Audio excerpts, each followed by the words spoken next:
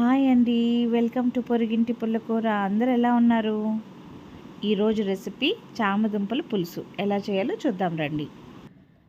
పులుసుల్లో చామదుంపల పులుసు చాలా టేస్టీగా ఉంటుందండి. ఎందుకంటే దీనికి ఒక డిఫరెంట్ టేస్ట్ ఉంటుంది అనమాట. నార్మల్ ఆలు, బీట్రూట్ ఇట్లాంటి దుంపకూరల్లో కాకుండా దీనికి ఒక సెపరేట్ టేస్ట్ ఉంటుంది. చాలా బాగుంటుంది కూడా. దీంతో ఫ్రై, పులుసు రెండు చేసుకుంటారు. నాకు ఈ రెండు ఇవ్వచ్చు.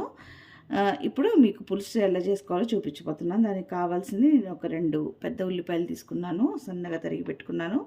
ఒక 5 పచ్చిమిరపకాయలు జస్ట్ ఇట్లా ఘాటు పెట్టి తీసి పెట్టుకున్నాను. ఇప్పుడు మనం పులుసు ఎలా చేయాలో చూద్దాం రండి. ఫస్ట్ అయితే మనం చామదుంపలు ఉడకబెట్టుకోవాలి. అవి మామూలుగా కూడా ఉడుకుతాయి. నేనైతే కుక్కర్లో పెడుతున్నాను. మీకు నేను కుక్కర్లో చూపించబోతున్నాను. కుక్కర్లో చామదుంపలు వేసి 3/4 వరకు నీళ్ళు, అంటే మునిగే వరకు నీళ్ళు పోసుకున్నాను. దీంట్లో ఇప్పుడు నేను కొంచెం ఉప్పు వేయబోతున్నాను అనమాట. అంటే ఉట్టిగా మనం చామదుంపలు ఇలా తింటున్నా కూడా దాంట్లో ఉప్పు వెళ్ళదు. సో అందుకని నేను ఉప్పు వేసి ఉడకబెట్టుకుంటాను.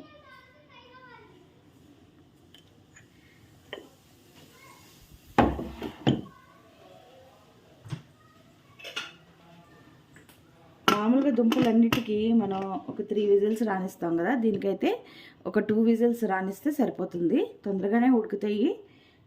టైం తక్కువ, నాకు ఇప్పుడు టైం లేదు కాబట్టి నేను మీకు కుక్కర్లో చూపిస్తున్నానండి. 2 విజిల్స్ రాగానే ఆఫ్ చేసేసుకుందాం.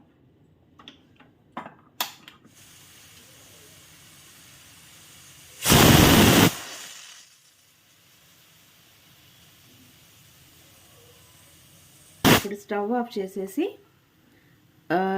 మొత్తం కూర అయిపోయాక మనం స్ట్రెయిన్ చేసుకొని దానిపైన తొక్కలన్నీ నీట్గా ఒలిచి చిన్న చిన్న ముక్కలుగా కట్ చేసుకుందాం. ఇప్పుడు స్టవ్ వెలిగించి ప్యాన్ పెట్టుకొని ఒక 20 to 30 ml వరకు ఆయిల్ వేసుకోవాలి. నూనె వేడెక్కాక కొంచెం మెంతులు, కొంచెం ఆవాలు, కొంచెం జీలకర్ర, 2 వెల్లుల్లిపాయ రెబ్బలు,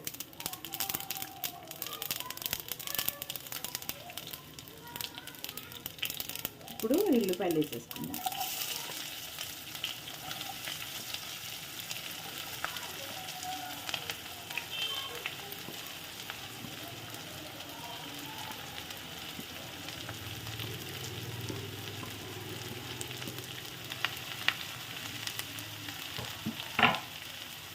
కొంచెం కరివేపాకు కూడా వేసేసాను దీంతో పాటే.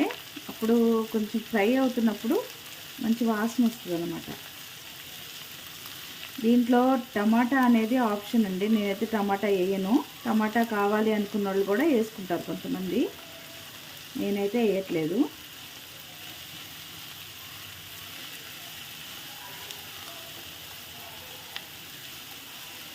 ఆనియన్స్ బాగా ఫ్రై అవ్వాలి. ఇప్పుడు మనం ఒలిసి పెట్టుకున్న చామదుంపల్ని దీంట్లో వేసుకుందాం.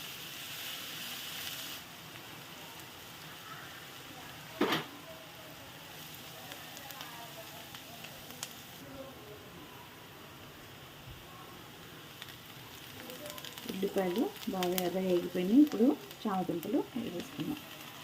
చామదుంపలు చిన్న చిన్నగా ఉన్నవి నేను రౌండ్గానే వేసేసాను. మరి కొంచెం పొడవుగా ఉన్నవి మాత్రం 2 పీసెస్ చేసి వేసాను అన్నమాట. అవి అలా ఉంటేనే బాగుంటుంది టేస్ట్.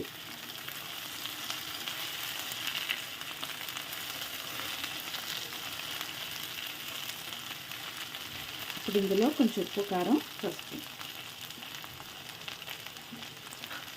ఆల్రెడీ మనం దుంపల్లో వేసేసాం కాబట్టి కొంచెం మీ టేస్ట్ తగ్గట్టు వేసుకోండి.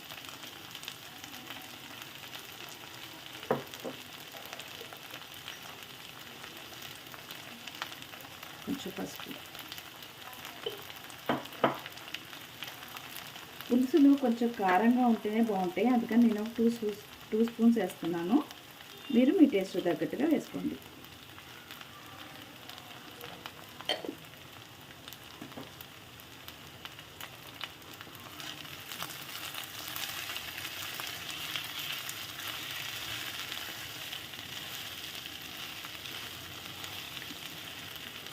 చామదుంపల పులుసు అంది చింతపండు గురించి ఏం చెప్పలేదు ఏంటా అనుకుంటున్నారా?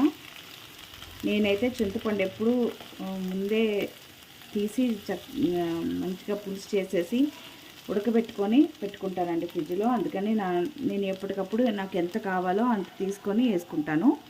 ఒకవేళ మీరు ఎప్పటికప్పుడు చింతపండు గుజ్జు తీసి యూజ్ చేసుకునేటట్టయితే ఒక నిమ్మకాయ అంత సైజుని కొంచెం వేడి నీళ్ళల్లో నానబెట్టి బాగా గుజ్జు తీసి వేసుకోండి. ఇది నేను 1 కిలో చామదుంపలు తీసుకున్నాను. అందులో హాఫ్ ఫ్రై కోసం తీసేసాను. ఇవి 1/2 కిలో అనమాట. ఈ 1/2 కిలోకి కావాల్సింది ఒక నిమ్మకాయ అంత చింతపండు అయితే సరిపోతుంది. సో మీకు ఎట్లా కావాలి అనుకుంటే అలా చేయండి. నేనైతే చింతపండు ముందే తీసి పెట్టుకున్నాను, అందుకని నేను చింతపండు గురించి చెప్పలేదు. ఇప్పుడు ఆ చింతపండుని వేసేసుకుందాం.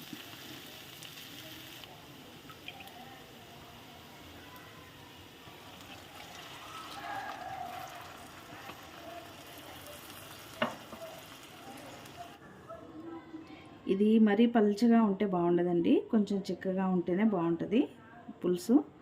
సో మీరు తినే థిక్నెస్ని బట్టి మీరు అడ్జస్ట్ చేసుకోండి పులుసుని. నేనైతే 1 కప్పు వాటర్తో ఆ పేస్ట్ని కలిపి గుజ్జేసాను. ఇప్పుడు మీరు టేస్ట్ చూసుకోండి మీ ఉప్పు.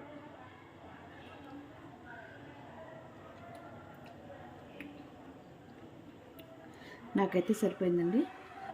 ఇప్పుడు మూత పెట్టి మంచిగా బాయిల్ వచ్చిన తర్వాత మనం సిమ్లో పెట్టాలన్నమాట.